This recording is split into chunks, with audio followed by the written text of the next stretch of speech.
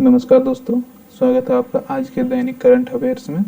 तो इसमें हम लोग चर्चा करते हैं कि जो हाल ही में कुछ महत्वपूर्ण घटना हुई है या महत्वपूर्ण बदलाव हुए हैं उसके बारे में। तो आइए देखते हैं, क्वेश्चन की शुरुआत करते हैं। तो हम लोग देख लेते हैं कि जो पहला क्वेश्चन है हमारा, एक सेकंड। दिव्यांग लोगों को के लिए अलग से दिव्यांग विभाग बनाने की घोषणा करने वाला भारत का पहला राज्य कौन सा है? तो ये है महाराष्ट्र। इसके बारे में कुछ देख लेते हैं। महाराष्ट्र सरकार ने दिव्यांग लोगों के लिए नया विभाग बनाने की घोषणा की है। अंतर्राष्ट्रीय विकलांग दिवस पे जो नवंबर में था, मुंबई में एक कार्यक्रम को संबोधित करते हुए मुख्यमंत्री एकनाथ शिंदे, जो नए मुख्यमंत्री बने हैं, ने कहा है कि राज्य में दिव्यांगों के कल्याण के लिए अलग से दिव्यांग विभाग का गठन किया जाएगा।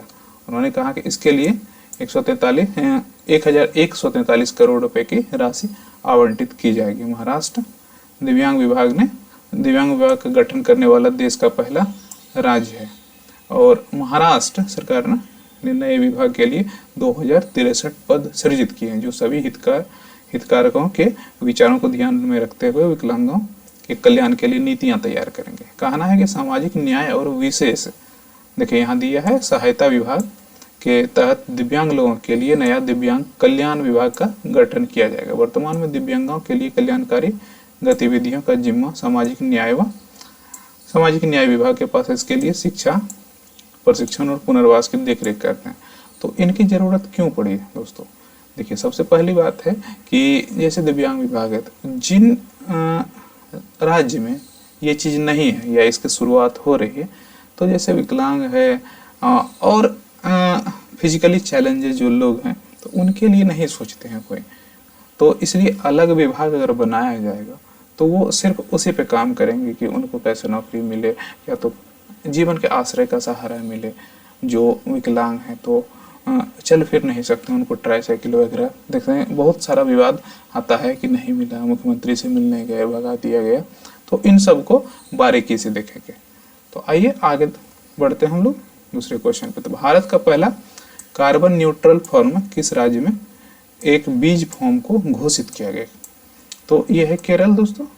देख लेते हैं। खेती के साथ साथ दूसरे कृषि कार्यों को बढ़ावा देने वाली एकीकृत कृषि प्रणाली न सिर्फ किसान की आमदनी बढ़ा रही है, बल्कि पर्यावरण की सुरक्षा और ग्लोबल वार्मिंग को रोकने में मददगार साबित हो रही है। केरल में कोच्चि के नजदीक स्थित स्टेट सीड फार्म अलुवा जो जगह का नाम है, स्टेट सीड फार्म है, ने भी इस लक्ष्य का लगभग हासिल कर लिया। देश का पहला कार्बन न्यूट्रल सीड्स फार्म बनकर उभरा है।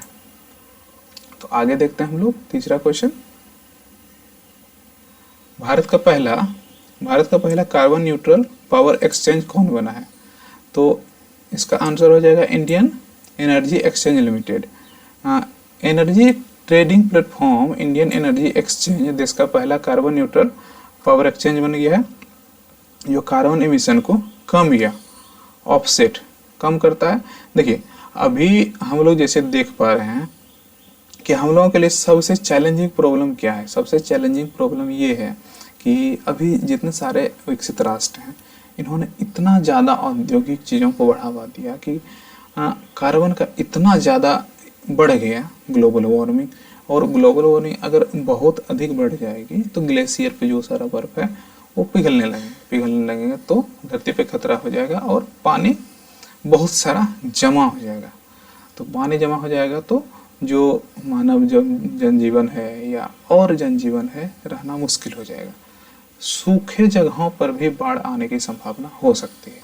तो इसके लिए इसके दिशा में कदम उठाने की ज़रूरत है। तो इसके लिए इंडियन एनर्जी एक्सचेंज लिमिटेड जो है, उनको पहला कार्बन न्यूट्रल पावर एक्सचेंज बना है और कार्बन एमिशन को कम या ऑफसेट कम करने के लिए मार्केट बेस्ड व्यापार योग्य उपकरणों का प्रयोग कर रहा है। यूएनईपी की 2022 की रिपोर्ट के अनुसार ग्लोबल वार्मिंग को 1.5 डिग्री तक कम करने के लिए global green house gas emission को 2030 तक 45% को कम करना है। ऐसे लक्ष्यों को हासिल करने के लिए कार्बन न्यूट्रल पहल का महत्व और अधिक बढ़ जाता है। तो आगे देखते हैं। किस राज्य ने ऑनलाइन जुए को रोकने के लिए एक टास्क फोर्स का गठन किया? तो ये है मध्य प्रदेश। देख लेते हैं इसके बारे में क्या है। भोपाल मध्य प्रदेश सरकार ने राज्यों में ऑनलाइन जुआ जो खेलते हैं लोग, जैसे कि अभी तो गेमिंग का भी ये लग गया है लत लोगों को।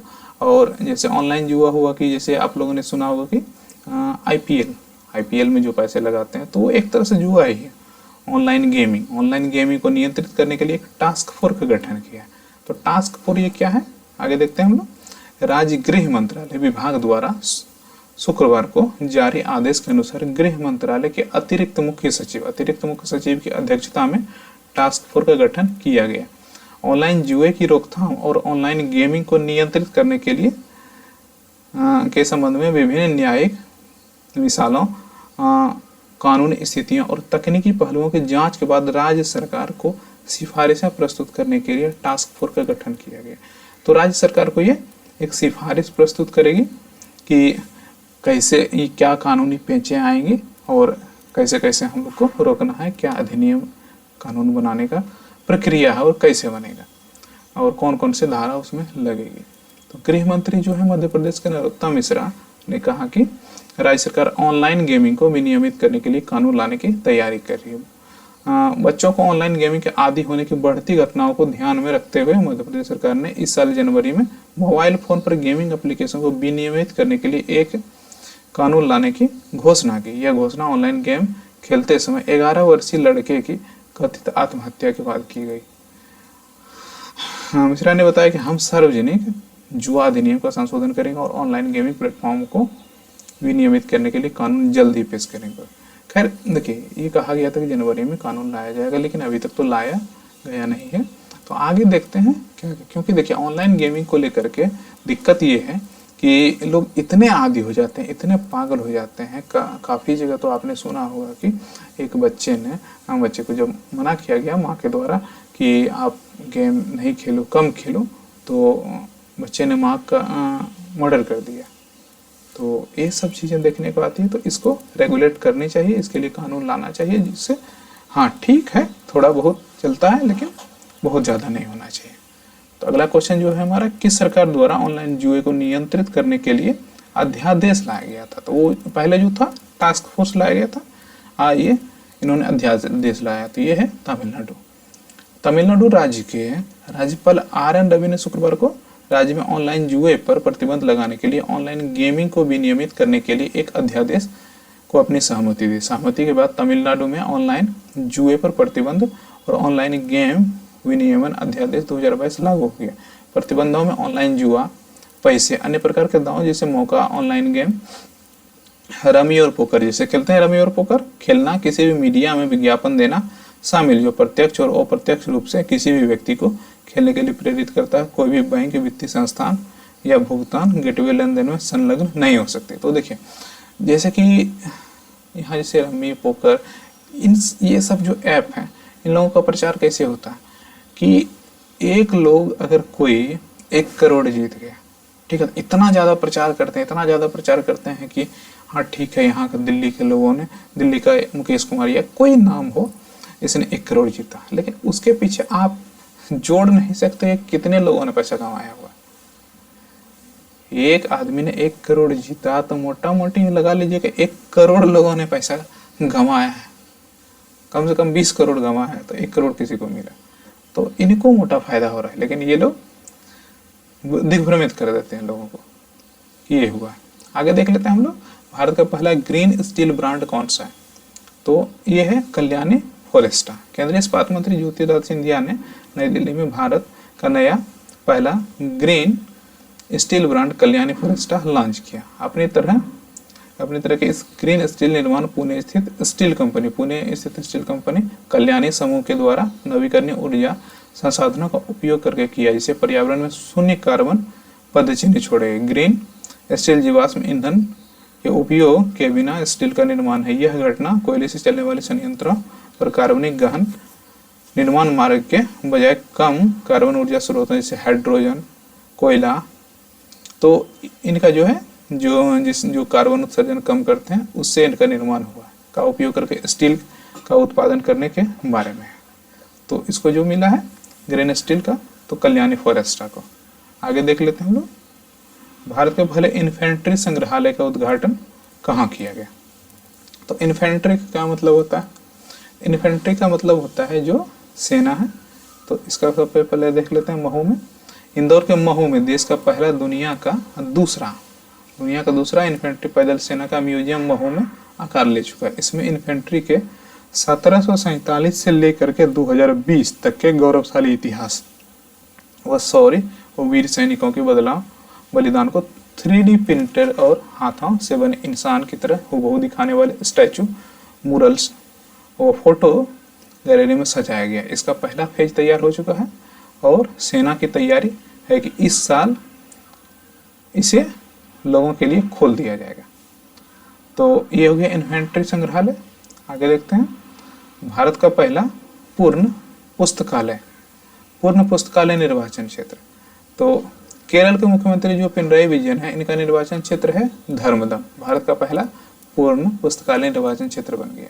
तो पुस्तकालय देखिए, लाइब्रेरी जो है किसी भी स्टूडेंट के जीवन में, और स्टूडेंट के बाद भी अगर आपको शांति से पढ़ना है तो आपको लाइब्रेरी जाना पड़ेगा, क्योंकि आप घर में पढ़ते हैं या कहीं भी पढ़ते हैं तो कुछ ना कुछ डिस्टर्बेंस आपको मिलती रहती है कहीं भी रहेंगे। तो लाइब्रेरी में साइलेंट जोन होता है, कोई दिक्कत नहीं है, आपको हर चीज़ की उपलब्धता रहती है।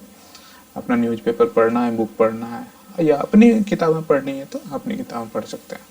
तो केरल के मुख्यमंत्री जो पिनराई विजयन है, उन्होंने फेसबुक पोस्ट में कहा था कि उनका जो निर्वाचन क्षेत्र है धर्मदम के कुल 138 वार्ड से 63 वार्ड में कोई पुस्तकालय नहीं था। हालांकि एक जन संगठन People's Mission for Social Development की मदद से यह कार्य पूरा हो गया।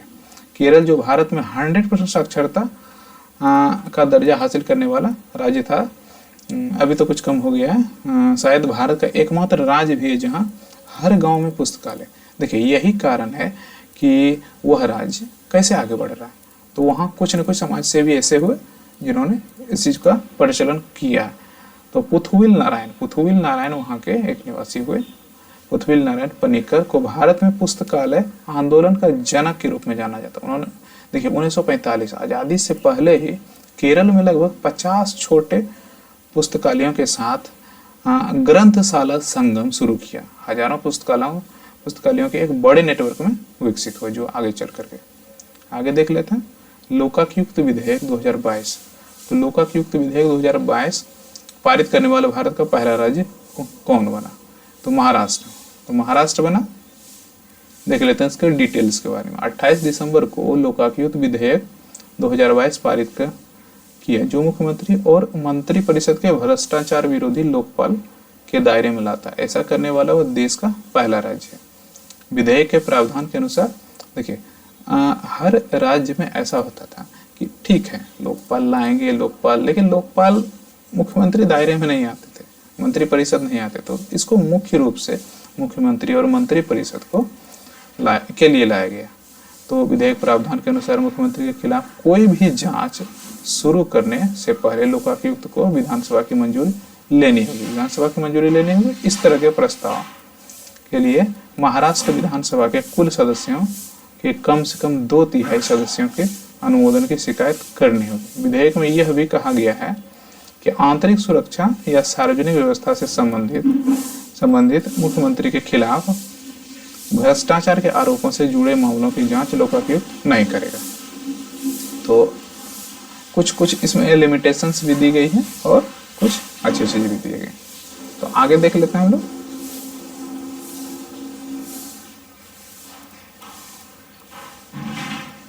अगला क्वेश्चन, रिलायंस इंडस्ट्री जो है लिमिटेड द्वारा पहले मल्टी मॉडल लॉजिस्टिक पार्क कहाँ विकसित किया जा रहा है? तो ये चेन्नई में किया जा रहा है। तो सड़क परिवहन और राजमार्ग मंत्रालय के अनुसार रिलायंस इंडस्ट्री लिमिटेड को चेन्नई तमिलनाडु में भारत का पहला मल्टी मॉडल लॉजिस्टिक पार्क बनाने की परियोजना से सम्मानित किया गया। केंद्र के लॉजिस्टिक ओवरहॉल में महत्वपूर्ण हिस्सा है 184 एकड़, ये बहुत बड़े क्षेत्र में फैला हुआ और इसकी लागत 1424 करोड़ रुपए होगी। परियोजना को केंद्रीय राज्य और राज्य एजेंसियों के बीच गठित एक विशेष परियोजना एसपीवी के माध्यम से पर्याप्त कनेक्टिंग बुनियादी ढांचे को समर्थन मिलेगा। और आईसीएल एक निजी भागीदारी परियोजना का विजेता बोलीदाता के रूप में उभरा, जिन्होंने अपना निवेश 783 करोड़ आंका। और पहला फेज जो है, पहला फेज का 2 साल में पूरा हो जाएगा। अभी तो उद्घाटन हुआ है, उद्घाटन कुछ दिन हुए हैं। आगे देखते हैं अगला क्वेश्चन। भारत का पहला स्टिकर बेस्ड डेबिट कार्ड, जैसे कि डेबिट कार्ड हम लोग यूज करते थे तो उसका पॉकेट में रखते थे, तो ये स्टिकर बेस्ड है, मतलब 1/4 हो गया है डेबिट कार्ड से, इसको कहीं आप चिपका भी सकते हैं। तो स्टिकर बेस्ड डेबिट कार्ड किस बैंक ने, तो ये आईडीएफसी बैंक ने लॉन्च किया।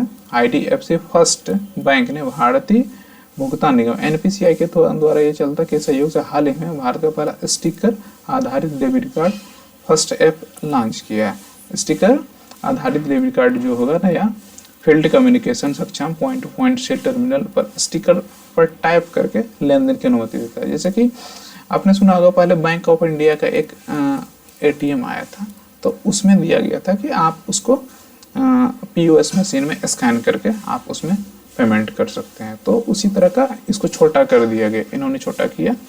और इसका जो लिमिटेशन है 5000 तक आप विदाउट पिन के आप उसमें पेमेंट कर सकते हैं। फर्स्ट स्टेप आईडीएफसी बैंक ने अपने ग्राहक केंद्रित दृष्टिकोण के अनुरूप लॉन्च किया है। नियमित डेबिट कार्ड के आकार का 1/3 से ग्राहक पसंद किसी भी सतह पर चिपकाया जा सकता है, जैसे कि सेल फोन, पहचान पत्र, पर्स, टैब, एयरपोर्ट आदि किसी चीज़ पर आप इसको चिपका सकते हैं। घड़ियाँ, रिंग, इसे पहनने योग्य उपकरण पर भी चिपकाया जाए। यह बिना पिन के 5000 रुपये तक के लेन देन को सक्षम बनाता है और इससे अधिक के लेन देन की प्रविष्टि की आवश्यकता होती है।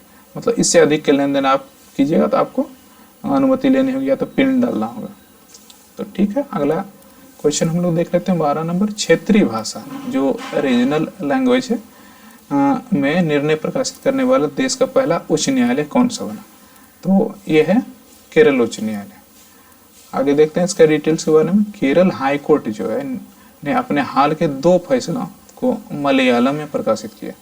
केरल हाई कोर्ट ने अपने फैसलों को क्षेत्रीय भाषा में प्रकाशित करने वाले देश का पहला हाई कोर्ट बन गया। बता दें जनवरी में चीफ जस्टिस एस मणिकुमार और जस्टिस साजी पी चाली की एक पीठ द्वारा पारित निर्णय में हाई कोर्ट की वेबसाइट पर उपलब्ध कराया गया इस प्रकार का रिकॉर्ड बनाया गया।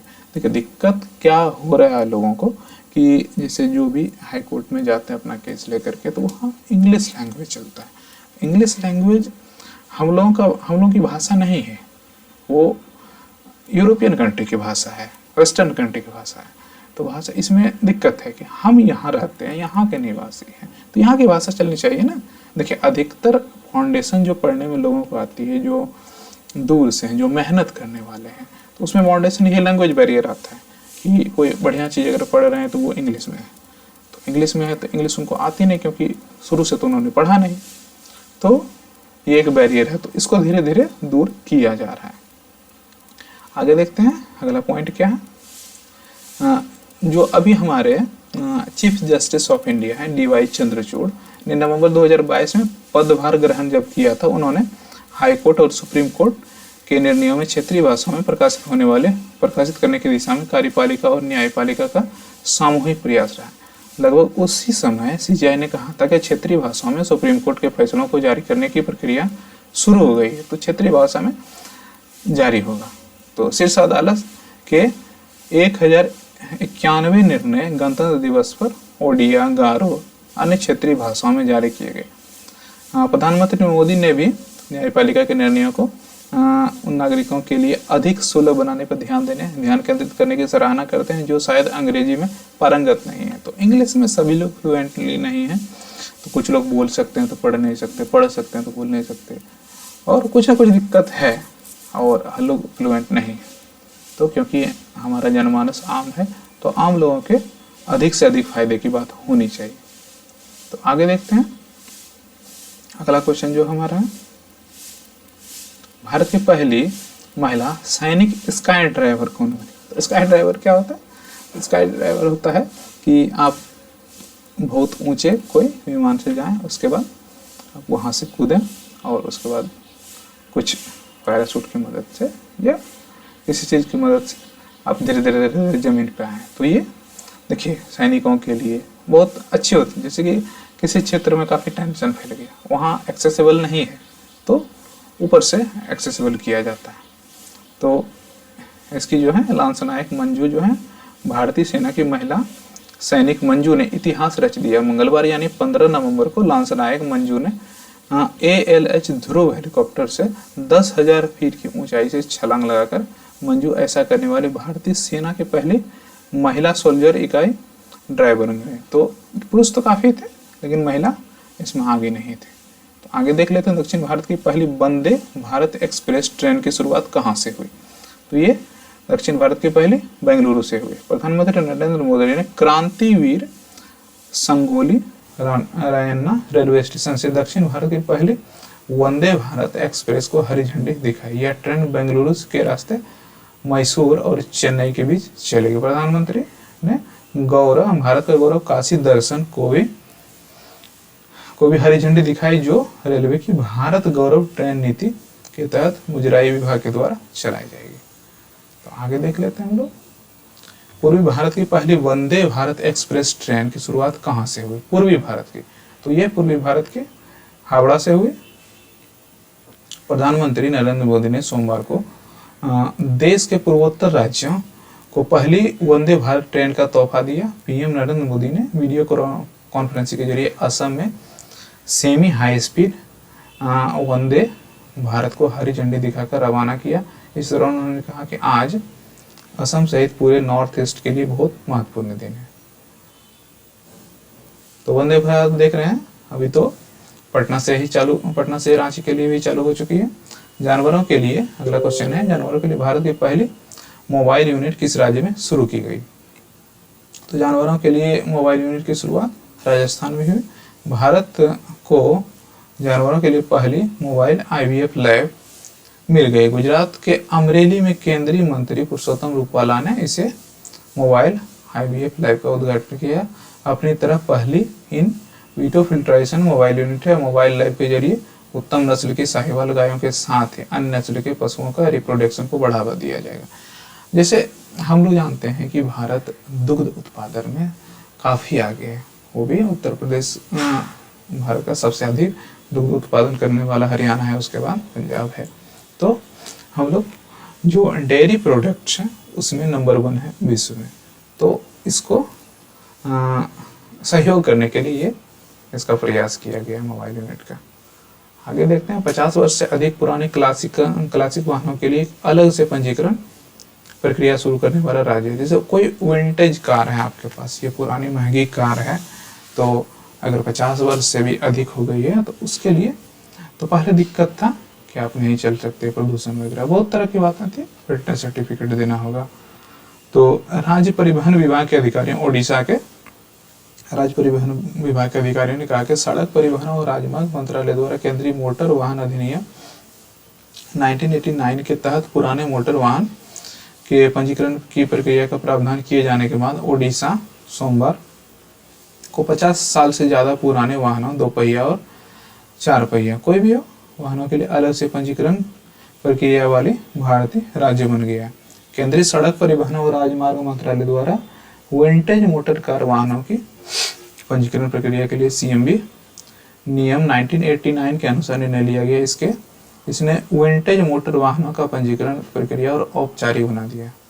तो जो विंटेज कार है, जो आम लोगों के पास नॉर्मली नहीं होता है, तो उसके लिए एक प्रक्रिया लाया है। बहुत लोग शौकिया होते हैं, खरीदते हैं। किस राज्य में विश्व के सबसे पहले ताड़ के पत्ते का पांडुलिपि पुस्तकालय किस राज्य में बनाया गया? तो ये केरल है, केरल में बनाया गया है।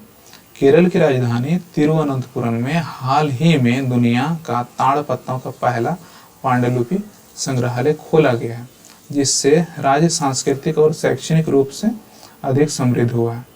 यह संग्रहालय भारत की धरती पर यूरोपीय शक्तियों को हराने वाले एशिया के पहले साम्राज्य त्रावणकोर की लोकप्रिय कहानियों का खजाना समेटे। दुनिया के पहले ताड़ के पत्तों वाले पांडुलिपि संग्रहालय की उपलब्धि पाने वाले इस संस्थान में 19वीं सदी के आखिर तक लगभग 650 बरस का राज करने वाले त्रावणकोर साम्राज्य के प्रशासनिक सामाजिक और सांस्कृतिक आर्थिक पहलुओं के साथ साथ राज्य के मध्य में कोच्चि की सीमाओं के आगे मालाबार की झलक मिलती है। तो ये जो ताड़ की पत्ती की पांडुलिपि, तो ये केरल में बनाया गया है और दुनिया के ताड़ के पत्तों का पहला पांडुलिपि बनाया गया है। सांस्कृतिक और शैक्षणिक रूप से अधिक समृद्ध हुआ है। तो साम्राज्य जो है त्रावणकोर की लोकप्रिय कहानी उसमें जोड़ा गया है। खजाना समेटे हुए दुनिया के पहले ताड़ के पत्तों वाले पांडुलिपि संग्रहालय की उपलब्धि पाने वाले इस संस्थान में 10वीं सदी के आखिर तक 650 वर्ष राज करने वाले त्रावणकोर साम्राज्य के प्रशासनिक सामाजिक, देखिए त्रावणकोर साम्राज्य काफी समृद्ध था उस टाइम पे, तो उसकी व्यथा इसमें लिखी गई है। विश्व का सबसे बड़ा पांडुलिपि पुस्तकालय, तो वो ताड़ वाला था, ये सबसे बड़ा है। किस राज्य में बनाया जा रहा है? तो ये गुजरात में बनाया जा रहा है। तो केरल की राजधानी तिरुवनंतपुरम में हाल ही में दुनिया का ताड़ के पत्तों का पहला पांडुलिपि संग्रहालय खोला गया है, जिससे राज्य सांस्कृतिक और शैक्षणिक रूप से अधिक समृद्ध हुआ।